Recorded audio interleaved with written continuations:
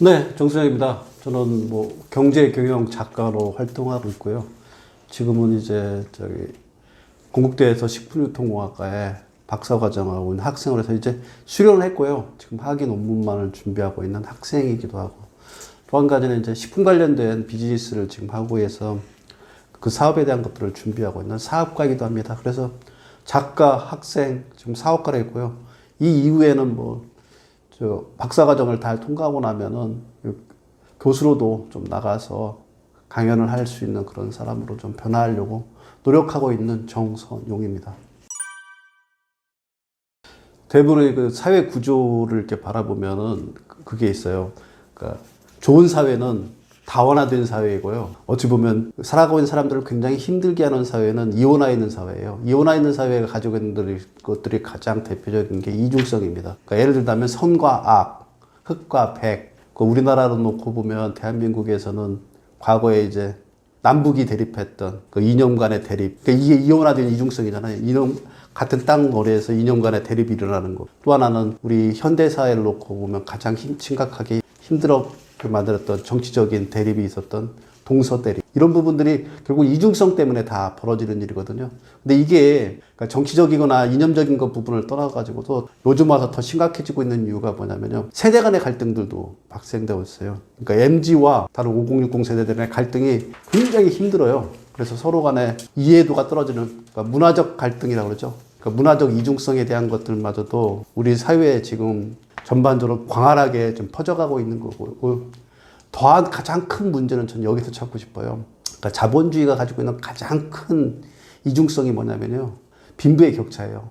그러니까 부의 불평등, 부의 불평등에 의한 갈등들이 이 사회를 지배하고 있기 때문에, 그래서 가진 자와 못 가진 자의 이 갈등 구조가 너무 팽배해서 이 사회가 어찌 보면 제가 이렇게 바라볼 때 보면은 이렇게 빠르게 경쟁하고 빠르게 그 극심한 고통 속에서 살아가는 가장 큰 이유 중에 뭐냐면 이 사회가 이중성이에요. 이 이중성 때문에 발생하는 문제라 우리가 이 이중성을 갖다가 지향하고 다원화된 사회를 갖다가 지향해야 됩니다. 각자 살아가는 부분들이 자기 삶에 맞게 충실하게 살아가는 다원성을 존재하도록 해줘야 되는데, 그게 갖지지 못해서, 그래서 제가 퇴직한 이후에 가장 힘들었던 것 중에 이 이중성이 가지고 있는 이 사회에 그냥 저 혼자 개인이 딱 내버려지는 순간에 이 갈등 속에서 어떻게 나를 갖다가 이끌어갈 건가에 대한 것들을 혼란이 되게 많았어요. 그래서 이 사회가 가진 이중성, 이 부분에 대한 것들은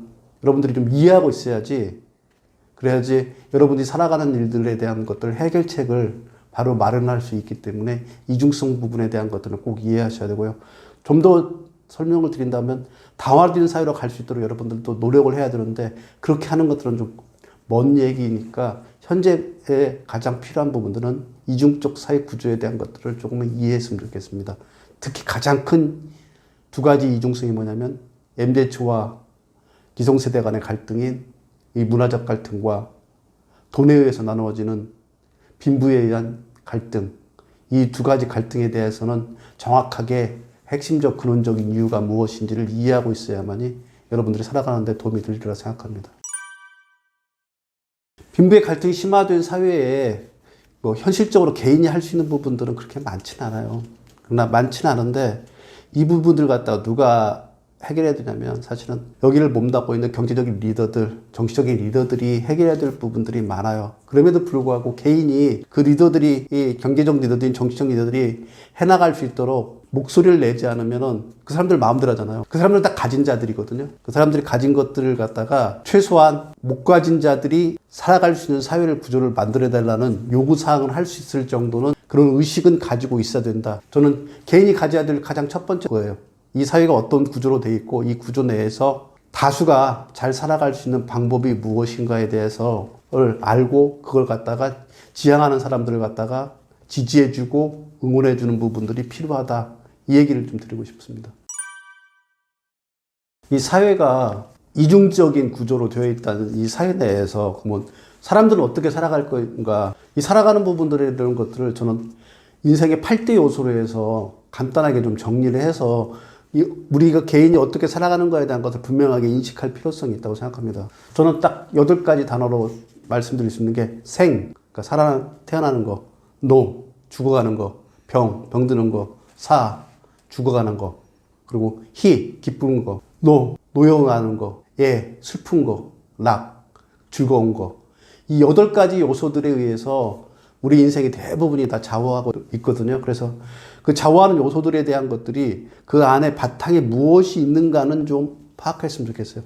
생로병사 희노애락, 제가 한 50여 년 살아보니까 그 바탕에 가장 기본이 되는 것들은 첫 번째 부분은 경제적 기반인데, 경제적 기반을 나타내는 건 돈이더라고요. 이게 없으면, 이 토대가 없으면 생도 없을 수 있고, 지금 의료 분쟁이 일어나고 있잖아요. 의료 분쟁이 일어나고 있는 중에 가장 큰 예로사항 중에 뭐냐면 저출산율인데, 왜 저출산율이 벌어지냐? 태어나서 아들이 살아가는데 비용이 너무 많이 들고 거기를 키워낼 수 있는 돈이 없다는 것들이 가장 큰 문제점을 양성잖아요. 그거 마찬가지로 생이 있고, 늙어가는 부분들, 그 다음에 병에도 다 돈에 의해서 치유가 될 수 있는 거거든요. 죽음마저도 다 돈에 필요한 거고요. 그리고 사람들이 기쁘고 슬프고 하는 모든 기본적인 것들의 근원적인 바탕 밑에는 사실은 경제적인 기본 바탕인 돈이 작동하고 있다는 거. 그래서 인생을 좌우하는 요소들 8가지가 있는데, 이 8가지 중에서 이 8가지의 가장 기본적인 바탕은 현재 자본주의 사회에서는 자본인 돈이 작동하고 있다. 이런 사실에 대해서는 개인으로서 분명히 인식해야 될 것 같습니다. 사회에 대한 인식은 사회의 이중성을 인식하는 부분이고, 개인으로서 개인 삶에 대한 인식은 희노애락, 생로병사 8가지가 기본적으로는 자본을 바탕으로 이루어지는 그 토대 위에서 이루어졌다는 걸 인식하는 이 2가지의 인식이 필요하다는 생각이 듭니다. 돈을 얼마만큼 있느냐, 그런 것들은 참 되게 의미 없는 얘기인 것 같아요. 그러니까 자기가 살아가는 그 토대 내에서의 어떻게 살아갈 것인가에 대한 방법들을 찾아가는 거기 때문에 돈이 얼마가 있느냐, 흔히 말해서 대한민국 부자 보고서 하면 부자 보고서에 상위 1%가 50억이라고 그러네요. 50억 있으면 좋겠죠. 50억 정도 이상이면 상위 1%니까 상위 1%의 삶을 살아갈 수 있을 때 생로병사, 희노애락 그 모든 요소들에 대한 기본 바탕은 넘어가야겠고, 근데 10% 범위 안에 넣으면 한 10억 이상이 들어가면 10억가 그 범위 안에 들어간다고 하더라고요. 그러면 10% 안에 들어갈 때 생로병사, 희노애락에 대한 모든 기준들을 갖다 바탕에 둘 수 있는 그런 삶의 조건들을 가지고 있는 사람들은 그런 조건들을 가져가야 되겠죠. 그래서 조건이 얼마의 기준을 가지고 있다, 이 얘기보다는 자기가 어떤 방식의 삶을 설계하고 있느냐, 여기 범위 내에서의 필요한 부분이라고 생각합니다. 그래서 우리가 가지고 있는 기준이 무엇이냐를 놓고 많은 사람들이 그 부분에 대해서 얘기하는 것 중에 가장 큰 게 뭐냐면, 사실은 아까 얘기했던 사회적 이중성이에요. 빈부의 격차는, 빈부의 격차가 어느 정도 있을 때 빈부의 격차인가에 대한 것들을 늘 짚어가기를 원하는데, 빈부의 격차가 나타나는 부분에 대한 것들을 수치적으로 나타내는 부분이 아니라, 어찌 보면 자기가 살아가는 삶 속에서 기준을 가지고서 자기 스스로의 기준점을 가지고 살아가야 할 필요성은 분명히 있다고 생각합니다. 크죠. 크다는 표현이 뭐냐면, 이게 절대적이라는 표현하고 좀 달라요. 크다는 표현은 뭐냐면, 이게 작동하는 방식이 어찌 보면은 이거 허들 같은 거 같아요. 그러니까 달리기를 하다 보면 허들을 넘어가면서 달리기를 해나가는 허들 달리기가 있잖아요. 이 허들 달리기 할 때면 이 허들을 넘지 못하면 앞으로 나아가지 못하잖아요. 이거와 마찬가지로 학벌이라는 건 대한민국 사회에서는 허들이에요. 그래서 이 허들을 뛰어넘지 못하면은 경제적 자유로 나아갈 수 없는 그런 구조로 우리 사회 구조가 좀 짜여져 있는 것 같아요. 그래서 학벌을 가지고 있다고 절대적으로 경제적 자유를 얻지는 못해요. 그러나 학벌이 없는 경우에는 그 허들을 통과하지 못했을 경우에는 그 허들의 진입의 장벽에 막혀서, 그 좁은 문에 막혀서 앞으로 나아가지 못하는 경우들이 많기 때문에, 저는 이 허들을 다른 것들하고 좀 비슷하면 자격증하고도 좀 비슷한 것 같아요. 자격증이 있는 거 없는 거는 큰 차이 있잖아요. 만약에 지금 의사 증원수 때문에 문제가 있을 테니까 그쪽을 예를 든다면, 의사의 라이센스가 없는 사람이 의료행위를 할 수 없잖아요. 이거 학벌도 그와 비슷해요. 이 사회에 나와서 사회적인 활동을 할 때 학벌이 사회적 활동을 지켜주는 자격증과 같은 역할을 해요. 근데 이 부분들이 지금은 이제 점차적으로 좀 약화가 되고 있는 추세예요. 거기에다 더 중요한 부분은 뭐냐면, 개인의 능력들이, 개인이 가지고 있는 자질들이 훨씬 중요한 요소로 많이 좀 성장해 가고 있는데, 아직까지는 과거에 가지고 있는 학벌주의적 영향들이 그대로 남아있어서 라이센스적인 역할, 자격증적인 역할을 갖다가 하고 있다. 그래서 경제적 자유로 나아가는데 현재까지는 학벌이라는 것이 굉장한 허들의 역할을 하고 있다는 것, 그것만큼 분명하게 인지해야 될 부분인 것 같습니다. 좋은 직장에 대한 의미를 갖다 한번 좀 정리해 볼 필요가 있어요. 좋은 직장이라 그러면 가장 좋은 건 역시 월급이 많아야 돼요. 돈을 많이 받아야죠. 자본주의 사회에서는 자기 노동의 가치, 시간의 가치를 갖다가 돈으로 환산하잖아요. 그러니까 월급이라는 건 뭐냐면 자기 가치를 갖다가 자본주의적 관점에서 가치를 평가하는 거기 때문에 월급이 많은 직장이 좋은 직장인 건 분명해요. 근데 월급이 많은 것만이 전부는 아니고요. 월급이 많은 것 이외에 뭐가 있어야 되냐면 이 경력이 쌓여가서 외적으로, 그러니까 사회 외적으로 자기 경력이 인정받을 수 있는 그런 경력이 쌓여가는 직장이 또 좋은 직장이라고 볼 수 있습니다. 그리고 세 번째 부분, 이게 가장 중요한데 일하는 동안에 내적 실력이 배양될 수 있는 직장이 좋은 직장이에요. 그래서 좋은 직장이라면 월급이 많고 일을 하면서도 외적 경력이 쌓여가고 또 일하는 동안에 내적 실력이 배양되는 직장을 시작한다고 그러면, 그걸 만약에 첫 직장으로 시작한다고 그러면 사실은 경제적 자유로 나아가는데 굉장히 많이 도움을 돼요. 저 같은 경우에는 좀 운이 좋아서 첫 직장이 그래도 그 대한민국 안에 손가락 꼽히는 유통회사에 들어갔다는 그 조건 때문에 뭐 월급도 다른 조건에 비해서 많고, 또 거기서 쌓아왔던 경력들이 외적 경력들을 쌓아준 부분도 있고, 또 내가 거기서 일하는 동안에 내적으로 실력을 배양했던 부분들이 있어서 지금의 저까지 오는데 가장 큰 역할을 했던 것들을 얘기하라고 그러면 사실은 첫 번째 좋은 직장을 처음에 선택했던 부분들. 그래서 좋은 직장을 선택하는 부분들은 우리 젊은 사람들한테 굉장히 중요합니다. 중소기업에 들어가서, 아니면 중소기업을 폄하하자는 얘기 아니라 좀 더 그냥 내가 들어갈 수 있는 직장에 들어가서 거기서부터 실력을 쌓아가겠다, 이런 얘기를 하는데, 제가 보기에는 첫 직장은 좀 신중하게 선택할 필요성이 있습니다. 왜냐하면 첫 직장에 들어갔던 부분들이, 첫 직장이 나중에 직장생활 전체를 지배하는 경우에 거의 제가 보기엔 한 70%를 지배하는 것 같아요. 그래서 첫 직장에 대한 것들은 좋은 직장을 선택할 수 있도록 노력을 해야지, 그게 나중에 가서 그 경제적인 자유를 얻는 데까지 많은 역할들을 해줄 수가 있습니다. 그래서 좋은 직장 선택하는 거 젊은 우리 20대들한테 굉장히 중요한 얘기입니다. 요즘은 이제 30대 초반까지도 새로운 직장을 찾아가는 부분들이 있기 때문에 그 부분에 대한 것들은 중요하다는 부분들. 그래서 이 부분에 대한 것들을 명확한 답을 가지고 있어야 된다는 얘기를 좀 해드리고 싶습니다. 흔히 이런 얘기 하더라고요. 20대는 답이 없고, 30대는 집이 없고, 40대는 돈이 없다고. 그러니까 그거의 가장 큰 해결책이 뭐냐면, 답을 찾는 것들이 뭐냐면 좋은 직장을 찾는 게 20대의 답을 찾는 길입니다. 그러니까 답을 찾아가는 길은 좋은 직장을 찾아가는 길이라는 거, 이건 꼭 명심했으면 좋겠습니다. 그러니까 제가 주변에서 보았던 성공한 사람들의 특징을 이렇게 보면은, 가장 첫 번째 특징은 명확한 목표를 가지고 있는 사람들이 대부분 다 성공해요. 근데 명확한 목표는 뭐 요즘 이제 매년 연초에 하듯이 나 담배 끊겠다, 뭐 아니면 뭐 저축을 하겠다 해가지고 작심삼일로 끝나는 그런 목표가 아니라요. 이분들의 목표는 어떤 목표냐면 TTP가 있어요. TTP라고 그러면 T가 이제 타겟이에요. 그러니까 자기가 뭘 하겠다는 타겟. 뭐 예를 든다고 그러면 내가 2억 3천이라는 종잣돈을 마련하겠다. 2억 3천이라는 목표를 잡으면 이게 TTP에 이제 타겟을 잡았잖아요. 이렇게 명확한 타겟을 잡고, 그다음에 두 번째 T가 뭐냐면 타입이에요. 근데 이 2억 3천이라는 돈을 모으기 위해서는 아무리 계산을 이렇게 해봐도 한 10년이라는 기간이 소요되겠다. 그래서 10년이라는 기간 동안에 2억 3천을 모으겠다. 그 타겟을 나가기 위한 타임이 만들어지는 거고요. 근데 여기에 더 가장 중요한 게 뭐냐면 프로세스예요. 그럼 어떤 경로를 거쳐서 하겠다. 그러니까 내가 받은 월급에, 소득에, 돈을 들어오는 거에 무조건 내가 얼마의 금액을 저축을 해놓고 난 다음에 나머지 가지고서 지출을 하겠다 하는 그런 명확하게 프로세스를 성립해 놓는 거예요. 그래서 뭐 내가 300만 원을 받던 400만 원을 받던 1년 안에, 그러니까 한 달 안에 저축해야 될 금액은 200만 원씩 해서 10년이 가면 2억 4천이 딱 줄 수 있도록 그런 프로세스를 명확하게 성립해 두는 것들이 제가 성공한 사람들이 가지고 있는 명확한 목표를 가진다는 얘기로 표현했습니다. 이건 대부분 다 성공한 사람들이 명확한 목표를 가지고 있습니다.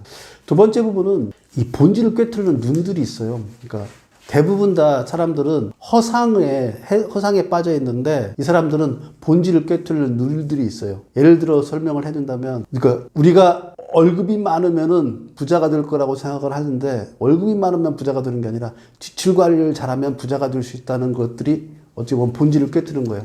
돈의 속성을 정확하게 꿰뚫는 그런 본질적인 눈들이 있는 거예요. 그래서 부자가 되는 사람들은 대부분 다 지출과 저축, 그다음에 투자 이 부분에 대한 것들을 명확하게 본질이 무엇인가를 깨닫고 있는 사람들이에요. 그러니까 소득의 중요성은 소득은 종속병수이기 때문에 소득이 갖지 못했던 부분들 내 통제권 내에 있는 지출과 저축, 투자를 정확하게 인지할 수 있는 본질을 꿰뚫는 눈들이 대부분 다 가지고 있더라고요. 세 번째 부분은 이제 성장의 법칙인데 성장의 법칙을 설명한다면 이런 거예요. 성장의 법칙은 이렇게 올라가는 게 아니라 성장은 이렇게 올라가더라고요. 그러니까 계단식으로 그것도 기하급수적으로 이렇게 올라가는 성장의 법칙을 정확하게 이해를 하고 있더라고요. 이 이해하는 것들이 왜 중요하냐면 사실은 이 계단의 아래쪽을 갖다가 하는 시간들이 초기에는 굉장히 길어요. 어떤 순간에는 이게 막 3년, 5년까지 긴 기간 동안에 성장하지도 않은 상태를 갖다가 계속 반복적으로 노력을 해야 되는 것들이 있는데 성장의 법칙을 아는 사람은 이 기간에 데스밸리 이 죽음의 그 기간을 갖다 견딜 수 있는 그런 추진력들을 안에서 버틸 수 있는 힘들을 가지고 있기 때문에 그래서 성장의 법칙이 되게 중요합니다. 그래서 세 번째 법칙은 성공한 사람들이 가지고 있는 건 성장의 법칙이고요. 네 번째 법칙은 대부분 다 성공한 사람들은 남의 것을 잘 빌려 쓸 수 있는 사람들입니다. 예를 든다 그러면 돈을 빌려서 레버리지를 이용하기도 하고요. 또한 남의 지식을 이용해서 자기가 가고자 하는 어떤 부분에 대한 통찰을 얻기도 하고요. 어떤 분들은 또한 사회적 가지고 있는 인프라마저도 효과적으로 사용하시는 분들이 많아요. 그러니까 경부고속도로를 가장 많이 이용해서 했던 사람들은 우리나라 대기업들이라고 그러잖아요. 그 인프라를 갖다 이용했던 사람들이 대부분 다 부자가 된 거예요. 그래서 빌려 쓰는 능력, 이 부분들이 이 네 번째 능력이고요. 다섯 번째 능력은 보이지 않는 것을 보이게 하는 능력들이 있는 사람들이 대부분 다 성공합니다. 뭐 멀리 간다면 뭐 스티브 잡스 같이 핸드폰 없는 시장을 핸드폰을 만들기도 하고요. 작게 보면 뭐 저 같은 사람도 글을 쓰잖아요. 글을 쓰는 건 창조하는 거잖아요. 없는 걸 갖다 만들어내는 거라 이렇게 보이지 않는 것을 보이게 하는 사람들이 대부분 다 성공을 하게 됩니다. 그래서 명확한 목표가 있고 본질을 꿰뚫는 눈이 있고 성장의 법칙을 알고 남의 것을 빌려 쓸 줄 알며 보이지 않는 것을 보이게 할 수 있는 능력을 가진 사람들이 대부분 다 성공합니다. 이 다섯 가지의 전부는 안 가졌더라도 이 다섯 가지 중에 본질을 꿰뚫는 눈과 명확한 목표를 가지고 있는 분들은 성장의 법칙과 빌려 쓰는 능력, 이런 보이지 않는 것들을 보이게 하는 능력들은 뒤따라오더라고요. 그래서 명확한 목표와 본질을 꿰뚫는 눈들을 우선 좀 가지려고 여러분들 노력했으면 좋겠습니다. 당연히 좋은 영향을 미쳤죠. 좋은 영향을 미치는 게 왜냐면 월급이 많아지잖아요. 그러니까 직장 생활하면 그런 흔히 이런 얘기를 해요. 너가 직장 내에서 일을 열심히 해가지고 승진해서 월급을 많이 받든지 아니면 그렇지 않으면 너가 일을 열심히 해가지고 일에 대한 노하우를 습득해서 내가 밖에 나가서 다른 비즈니스를 하든지 아니면 일을 하면서 다른 재테크를 해가지고 돈을 많이 쌓아놓든지 이 세 가지 중에 하나는 하라고 하는데 이 세 가지 중에 하나 중에 가장 첫 번째 부분은 직장 생활을 일단 시작했으면 일을 열심히 해서 승진해서 성공하는 거예요. 그래서 이렇게 성공하려고 하는 노력들 이런 부분들이 분명히 경제적 자유를 얻어가는데 굉장한 도움이 됩니다. 특히 임금의 격차가 차이가 많아요. 사원, 대리, 과장, 차장, 부장, 임원 가면은 임금의 그 레벨의 차이들이 많아요. 그렇게 직장이 설계했고요. 그걸 바라보고 그것도 3년마다 승진할 수 있게 3년마다 승진해서 3년 정도면 이게 좀 자기 가지고 있는 직무에 대해서 매너리즘이 빠질 때거든요. 그때마다 승진이라는 걸 해주면서 그렇게 올라갈 때마다 하면은 금융치료를 해주는 방식으로 하기 때문에 그래서 월급이 올라가는 부분들이 굉장히 많아요. 그래서 승진을 통해서 하는 부분들은 경제적 자유를 얻어가는데 굉장히 많은 도움이 됩니다. 그래서 일을 열심히 해서 회사 내에서 승진하던가 아니면 다른 길을 찾아가던가 아니면 재테크를 해가지고 자산을 늘려가던가 이 세 가지 중에 하나를 하는 부분들이 경제적 자유를 얻어가는데 도움이 된다고 보시면 될 것 같습니다. 차이는 딱 하나예요. 지출관리 잘못한 거예요. 그러니까 모든 부분에 대한 것들은 아무리 많은 돈을 벌어도 밑빠진 독에 물 붓기예요. 돈을 갖다가 1억을 벌든 2억을 벌든 3억을 벌든 돈 쓰는 건 2억 3억 쓰는 건 쉬워요. 그리고 또 가끔가다 이제 엉뚱한 짓을 해가지고 실수하는 경우도 있기 때문에 그렇게 되면 그냥 2억 3억 1년에 번다 하더라도 그 돈들 그냥 딱 순식간에 사라져요. 그래서 그런 얘기를 하잖아요. 100억까지 부자에 올라가는 거는 20년이 걸릴 수 있지만 그 100억의 부자가 10원의 가난으로 떨어지는 데는 1년 안에도 끝날 수 있다고. 그게 뭐냐면 지출 관리를 잘못하게 되면 벌어진 일이라 그분들의 대부분의 특징이 뭐냐면 대부분 다 지출 관리를 잘 못했던 분들이에요. 소득의 문제가 아니라 지출의 문제입니다. 예전에 저희 할머니가 그런 얘기를 한 적이 있어요. 야, 생일날 먹자고 오이를 굶을 수 없지 않냐. 우리 할머니가 그런 얘기를 했었어요. 근데 이게 뭐냐면 오마카세나 호캉스는 오마카세 호캉스를 하기 위해서 그 이후에 라면을 끓여 먹는 일들이 벌어진다고 그러면 하지 않았으면 좋겠어요. 그러니까 그걸 할 수 있는 능력이 오마카세나 호캉스를 갖다가 할 수 있는 능력을 만들어가는 데 노력을 해야지 오마카세 호캉스를 누리고서 집에 와가지고 라면 끓이고 먹고 있다고 하면 비참하지 않을까요? 저는 그렇게 하지 않았으면 좋겠어요. 대부분의 우리 젊은이들이 그 착각하는 것 중에 가장 큰 건 뭐냐면 젊었을 때 그런 오마카세나 호캉스를 즐길 수 있는 그런 나이들이 따로 있다고 생각하는데 아니에요. 오마카세나 호캉스는 나이 먹고도 충분히 즐길 수 있습니다. 근데 나이 먹을 때까지 뭘 해야 되냐면 그걸 갖다가 오마카세가 얼마인지도 보지도 않고 호캉스가 얼마인지도 보지 않고 자기가 쉬고 싶어서 자기가 먹고 싶으면 먹을 수 있는 그런 경제적 능력을 키우는데 젊은 시절에는 좀 열광했으면 좋겠어요. 그렇게 열광한 사람들이 나중에 나이 들고 난 다음에 오마카세나 호캉스를 갖다가 그냥 가격표 보지 않고 자기가 즐기고 싶을 때 즐길 수 있는 그런 여건들이 마련되는 겁니다. 그래서 젊었을 때 이거 쓰고 난 다음에 라면 끓여 먹겠지 하는 생각을 갖지 마시고 그런 생각보다는 미래를 위한 준비에 훨씬 더 열풍을 했으면 좋겠습니다. 첫째 부분은 아껴야 하는 돈은 욕망을 충족시키는 소비는 아껴야 돼요.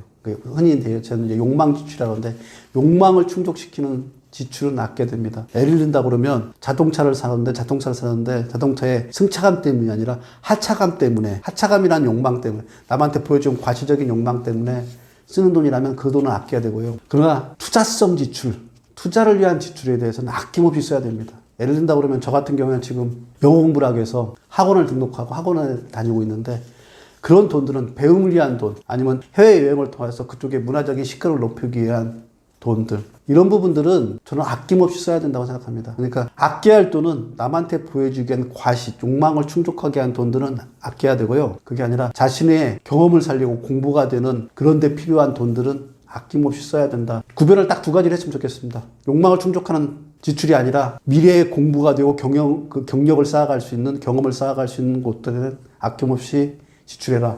이렇게 해서 구별했으면 좋겠습니다.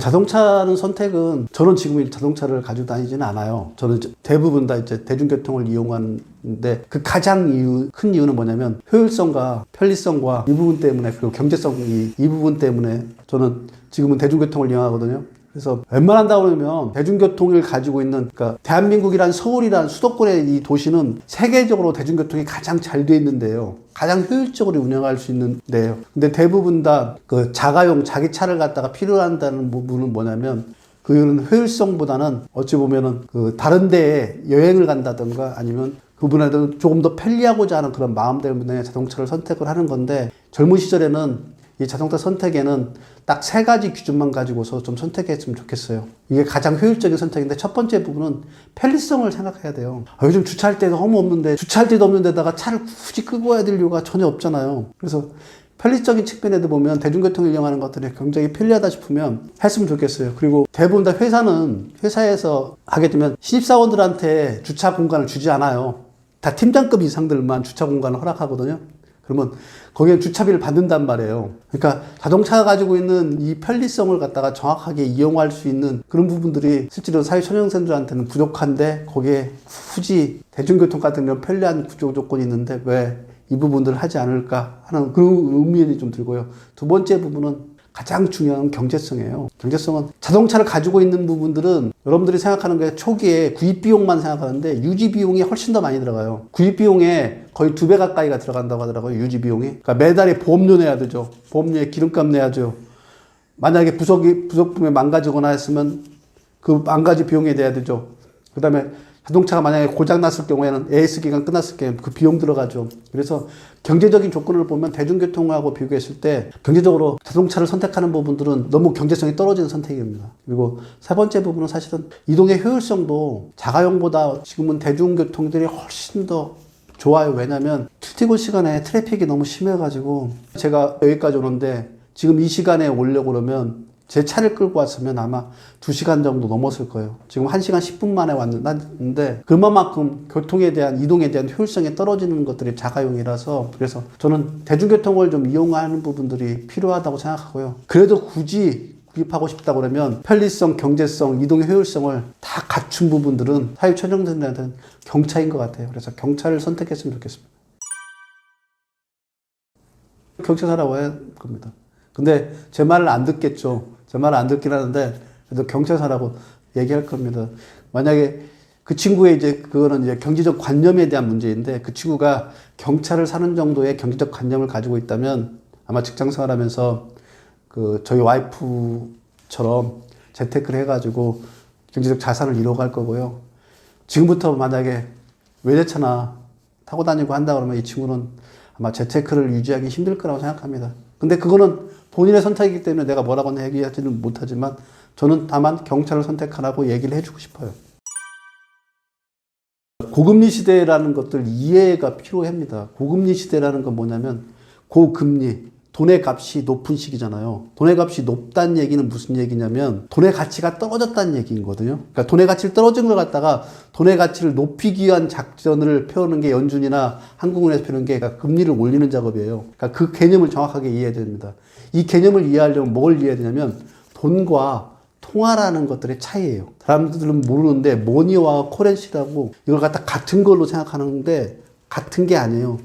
돈하고 코렌시는 차이입니다. 돈은 가치가 불변하는 것들이에요. 근데 코렌시는 가치가 변해요. 지금처럼 고금리 시대라는 얘기를 한다고 그러면 뭐냐면 돈의 가치가 땅바닥에 떨어진 거예요. 그 얘기는 무슨 얘기냐면 물건 하나 만약에 펜이 있다면 이 펜이 1,000원이었는데 이 1,000원이 1,500원으로 올라갔어요. 그러면 무슨 얘기냐면 돈의 가치가 이 사용의 가치는 똑같은데 돈의 가치가 500원이 더 떨어진 거라고 보면 딱 맞는 얘기거든요. 이게 바로 고금리 시대예요. 이 고금리 시대 때 하는 정책들이 뭐냐면 결국 돈의 값을 갖다가 강제로 올려가지고 하는 시기 때문에 이때 필요한 건 뭐냐면 돈의 가치를 강제로 올린다는 얘기는 무슨 얘기예요? 돈의 가치가 이제 올라간다는 얘기잖아요. 그러려면 돈을 가지고 있어야 돼요. 돈이라고 하는 것들은 뭐냐면 흔히 말하는 목돈이라고 칭하는 거대한 돈들, 이런 돈들을 가지고 있어야 됩니다. 이 거대한 돈들을 가지고 있는 부분들과 두 번째 부분은 여러분들이 좀 폄하하는 부분 중에 하나인데 월급이 이제 고정적으로 나온 거잖아요. 이 고정적으로 나온 돈들이 이 시대는 중요합니다. 그래서 강남에 100억을 가지고 있는 부자들이 이 고금리 시대에는 훨씬 살아가는데 훨씬 편리하고요. 이건 이제 목돈이 되겠고요.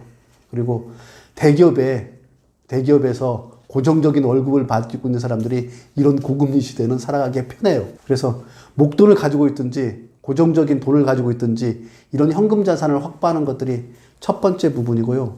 두 번째 부분은 그럼에도 불구하고 불변하는 가치들이 있어요. 자산 중에. 예를 든다면 금, 이런 고금리 시대는 금이 필요한 겁니다. 그렇지 않으면 아파트 같은, 그러니까 서울 시내 아파트, 아니면 아파트 밑을 받치고 있는 땅, 이런 것들은 불변의 가치를 계속 유지되는 가치들거든요. 그래서 이런 고금리 시대는 돈과 통화에 대한 개념을 정확하게 이해해서 강제적으로 돈의 가치를 올리는 시기에는 올라갈 준비가 되어 있는 목돈을 가지고 있다는 거나 아니면 고정적인 월급을 가지고 있다는 거나 금이나 안정적인 자산을 가지고 있는 이런 부분들을 확보해야 된다는 얘기를 저는 그래서 하는 겁니다. 고금리 시대에 가장 필요한 것들은 사실은 돈인 거예요. 제가 주변에 보면 직장 생활하면서 부자 된 사람은 딱 3가지 정도밖에 없더라고요. 첫 번째 유형은 승진을 거듭해가지고 대표회사 되어서 월급을 많이 받아서 부자가 되는 경우가 첫 번째 부분이고요. 근데 이런 사람은 거의 드물잖아요. 근데 이런 사람들이 뭐 주변에 이제 대표회사들 출신들이 있으니까 그런 분들이 최소한 이제 뭐 50억, 100억 정도 이렇게 자산을 다 가지고 있더라고요. 월급이 뭐 10억, 20억 받는 월급들이 되기 때문에 그분들은 그 정도의 자산을 충분히 유지할 수 있을 만큼 듭니다. 그렇게 해서 월급쟁이가 부자가 되는 방법이 첫 번째 부분이에요. 두 번째 부분은 월급쟁이 하다가 일을 열심히 해가지고 사업의 노하우를 갖다가 하나 가지고서 중간에 나오는 사람들이 부자가 되는 경우가 많아요. 그러니까 뭐 제 친구 같은 경우에는 육류를 하고 있는 회사에 다니다가 거기 나와서 육류 회사를 자기가 차려가지고 그 차린 걸 가지고서 지금은 부자가 돼서 살아가는 사람이 있습니다. 세 번째 부분은 월급쟁이 하면서 부동산으로 재테크하는 사람, 뭐 저와 같은 사람이나 그 제 선배 중에 한 분은 이분은 워낙 그때부터 사실은 부동산 재테크에 노하우 있어가지고 자기가 가지고 있는 월급의 일부를 가지고 계속 투자를 해와서 그래서 그분도 부동산을 가지고서 재테크해서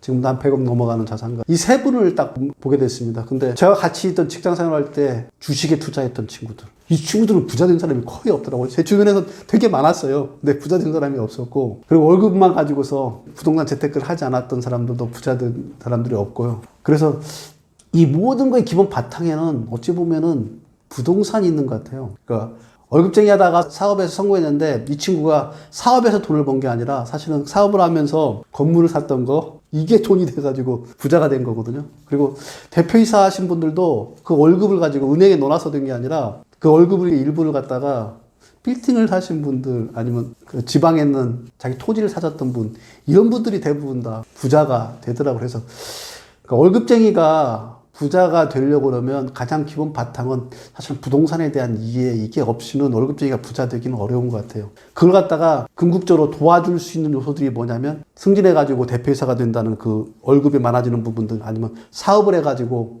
그쪽을 투자할 수 있는 자금을 만든다는 거, 아니면 재테크를 통해서 오랫동안 종잣돈을 모아올 수 있는 그런 짠테크를 하는 거, 이런 것들이 바탕이 되는 것들을 부동산을 갖다가 밀어줘서 재테크가 성공해서 부자가 되는 경우들이 제가 주변에 봐왔던 부자들입니다. 대한민국에서 직장인으로 부자가 되려고 그러면 사실은 부동산 재테크에 대한 것들 이해 없이는 불가능한 것 같아요.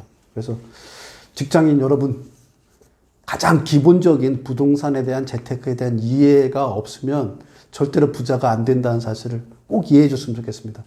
사업하신 분들도 다 부동산으로 궁극적으로 부자가 된 분들이 많고요. 월급장이라 해가지고 대표이사까지 되신 분들도 그 월급 때문이 아니라 부동산에 대한 투자 때문에 그 월급이 유지되는 겁니다. 그리고 저같이 그냥 짠테크 해가지고 부자 된 사람들도 그 바탕은 다 부동산이었습니다. 부동산 공부 좀 하시면 좋겠습니다.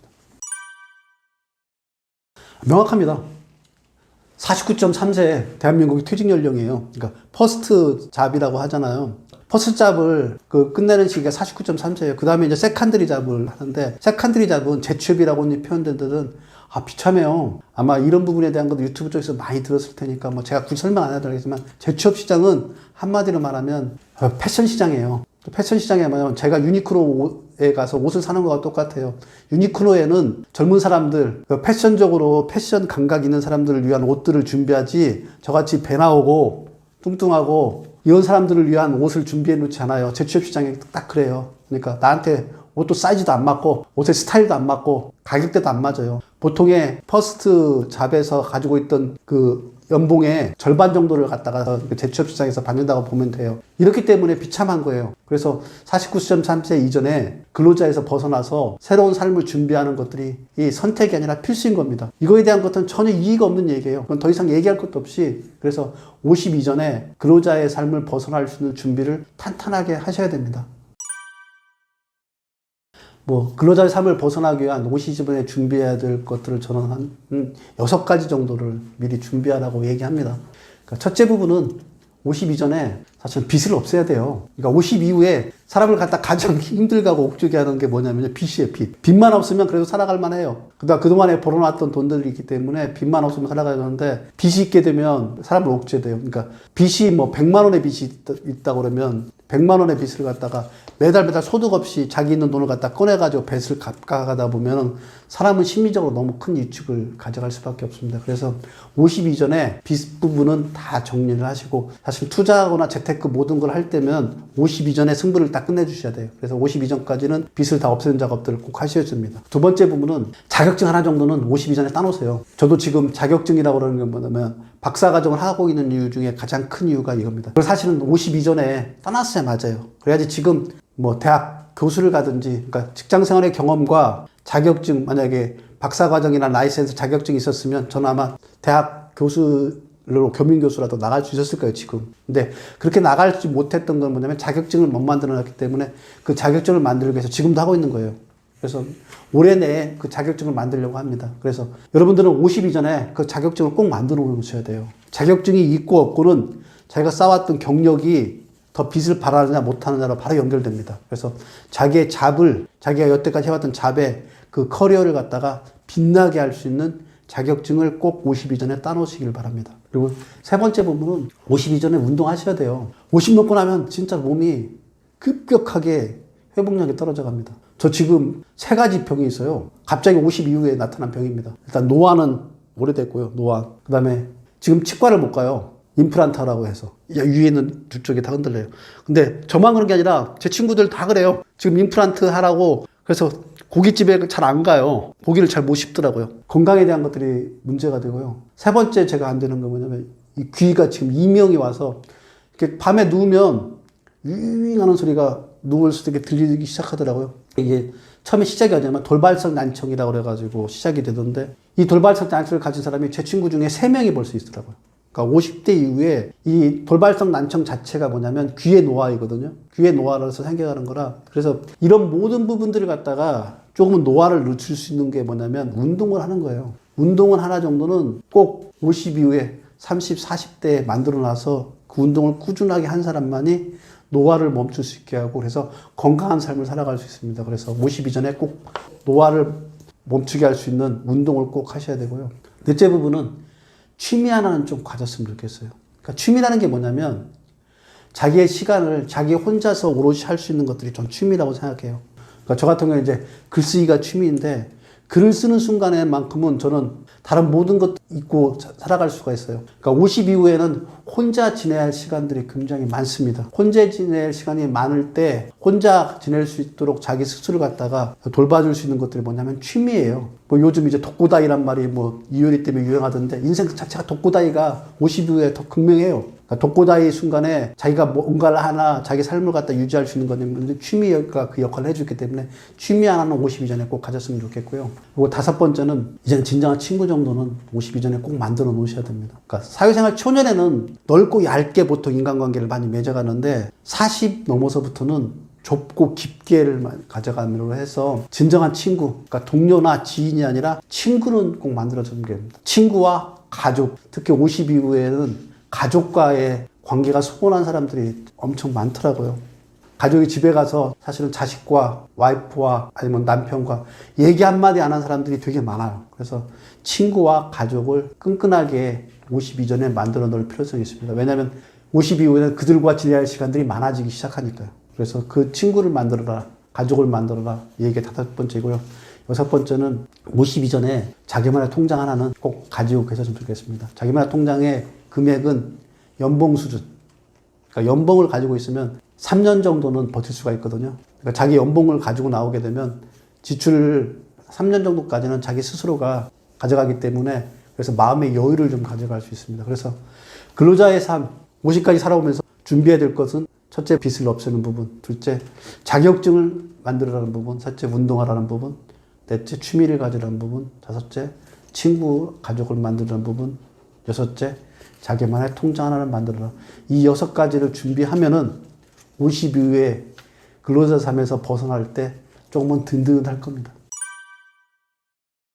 요즘 저희 아들이 이제 대학 졸업반입니다. 대학 졸업반인데 취직이 좀 어려운가 보더라고요. 요즘 이 친구가 이제 도시공학과니까 취직이 어려우니까 이 친구가 저한테 이런 얘기를 하더라고요. 미래가 너무 불확실해서 아버지 미치겠어요. 이런 말을 저한테 하더라고요. 그래서 저는 딱 한순간도 만서림 없이 제 아들한테 이런 얘기 했습니다. 미래 내일이 깜깜해서 보이지 않으면 굳이 보려고 애쓸 필요 없다. 지금 눈에 보이는 오늘 그냥 살면 된다. 전 이렇게 얘기했습니다. 여러분들 다가오지 않는 미래 그 걱정에 아니면 지나가 버린 과거의 후회에 오늘 하루 낭비하지 마세요. 제가 보기에 오늘이 최고인 것 같습니다. 진짜 삶은 오늘인 것 같습니다. 저도 오늘 열심히 살아가려고 이 자리에 와서 여러분들한테 얘기하고 또 이거 끝나고 나면 가서 열심히 글을 쓰면서 오늘 준 선물, 최고의 선물 오늘을 마음껏 즐기면서 진짜 삶을 살아가려고 합니다. 여러분도 그렇게 살아가시길 바라겠습니다. 고맙습니다.